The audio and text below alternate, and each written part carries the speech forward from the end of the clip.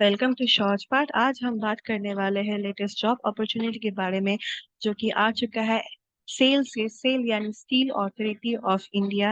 यहाँ पे आपको आप देख सकते हैं कि अलग अलग क्वालिफिकेशन वाइज वैकेंसीज आउट हो चुकी है। 10 पास के लिए अलग है, ग्रेजुएशन के लिए अलग है एंड अदर्स के लिए अलग वैकेंसीज आउट हो चुकी है। सो सारी चीजें हम डिटेल में कवर करने वाले हैं। वीडियो को शुरू से एंड तक जरूर देखिए एंड अगर आपको ये वीडियो पसंद आया तो वीडियो को लाइक एंड चैनल को सब्सक्राइब जरूर कीजिए। ये जो पीडीएफ है ये आपको हमारे टेलीग्राम चैनल में मिल जाएगा एंड जो एप्लीकेशन का जो लिंक है, जो नोटिफिकेशन का जो लिंक है, ये दोनों आपको मतलब टेलीग्राम चैनल में प्लस आपको जो डिस्क्रिप्शन बॉक्स में मिल जाएगा। आप चाहे तो आप हमारे टेलीग्राम चैनल को ज्वाइन कर सकते हैं जिसका लिंक आपको डिस्क्रिप्शन बॉक्स में मिल जाएगा। तो वीडियो को शुरू करते हैं। ये जो नोटिफिकेशन रिलीज किया गया है by Steel Authority of India, eligible both the candidates are eligible and इसमें सबसे अच्छी बात है कि यहाँ पे फ्रेशर्स भी अप्लाई कर सकते हैं। एप्लीकेशन ऑलरेडी स्टार्ट हो चुकी है एंड इसकी जो लास्ट डेट है वो है 15 अप्रैल 2023।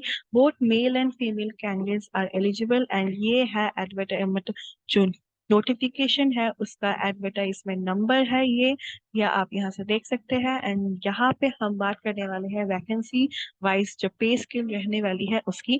तो पहली जो पोस्ट है वो है कंसल्टेंट की। इसके लिए फीस आपको मिलेगी 80,000 से लेके 2,20,000 तक की। एंड फिर है मेडिकल ऑफिसर 50,000 से लेके 1,80,000 तक की।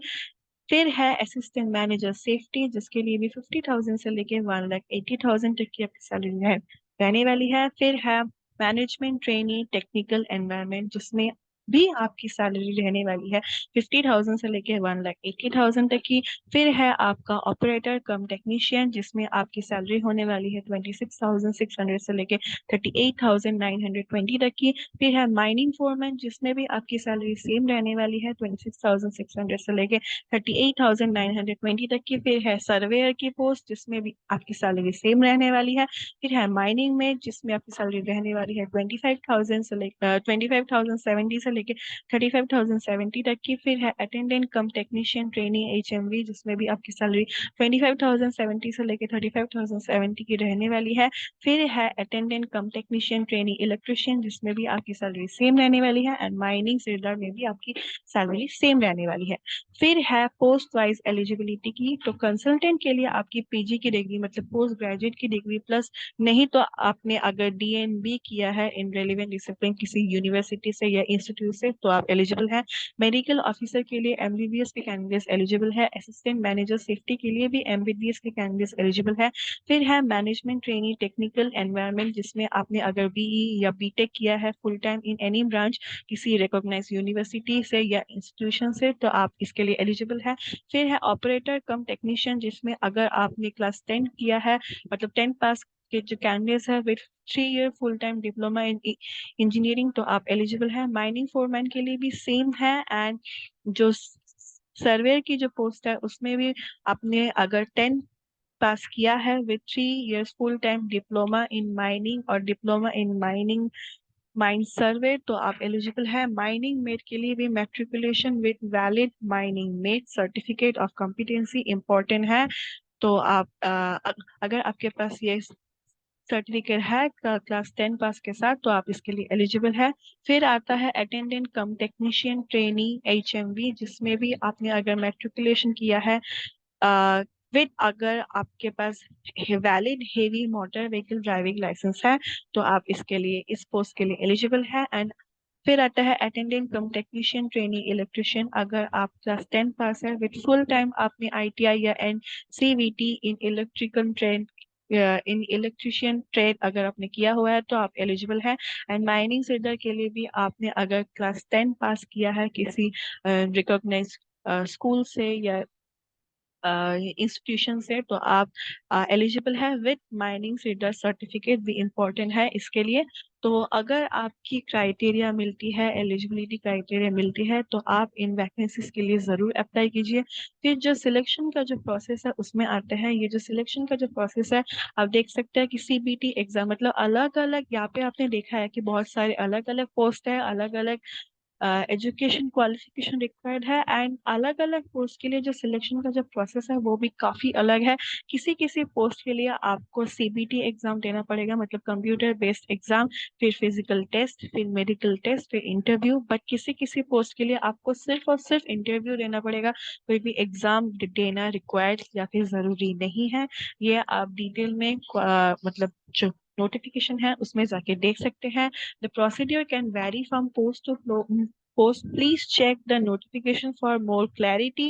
एंड जो एप्लीकेशन फीस के बारे में बात करें तो आप देख सकते हैं कि यहाँ पे जो एग्जीक्यूटिव जो पोस्ट है, मतलब जो E3 एंड E1 में आते हैं, उसके लिए जो एप्लीकेशन फीस है जनरल जनरल वालों के लिए, ओबीसी के लिए, ईडब्ल्यूएस के लिए वो है 700। एंड वही रिजर्व जो कैंडिडेट्स है उनके लिए है 200। और पोस्ट इन ग्रेड S3 उनके लिए जो उस मतलब उस पोस्ट में अगर आप अप्लाई करते हैं, अगर आप जनरल या ओबीसी या ईडब्ल्यूएस कैंडिडेट्स है तो आपको 500 फीस देना पड़ेगा। एंड अगर आप रिजर्व में से है लाइक SC SC PWD से तो आपको 150 देना पड़ेगा। And for post in grade S1 तो आप अगर जनरल है तो आपकी जो एप्लीकेशन फीस रहने वाली है वो है 300। एंड अगर रिजर्व है तो 100। How to apply for SAIL latest vacancy, तो आपको सिर्फ और सिर्फ आप यहाँ पे ऑनलाइन ही अप्लाई कर सकते हैं। फिर हम चले जाएंगे ऑफिशियल नोटिफिकेशन में। ये है आपका ऑफिशियल नोटिफिकेशन।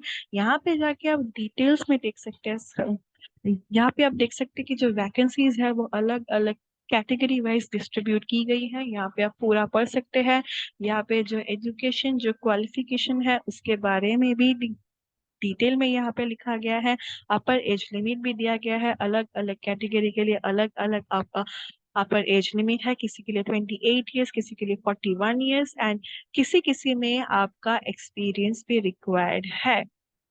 तो यहाँ पे आप डिटेल्स में नोटिफिकेशन में सारी चीजें देख सकते हैं। एंड अगर ये देखना हो गया एंड अगर आप इंटरेस्टेड हैं तो यहाँ पे ये भी दिया गया है कि आपकी जो सिलेक्शन था वो कैसे डिटेल में होने वाली है, यहाँ पे आपको ये नोटिफिकेशन में मिल जाएगा।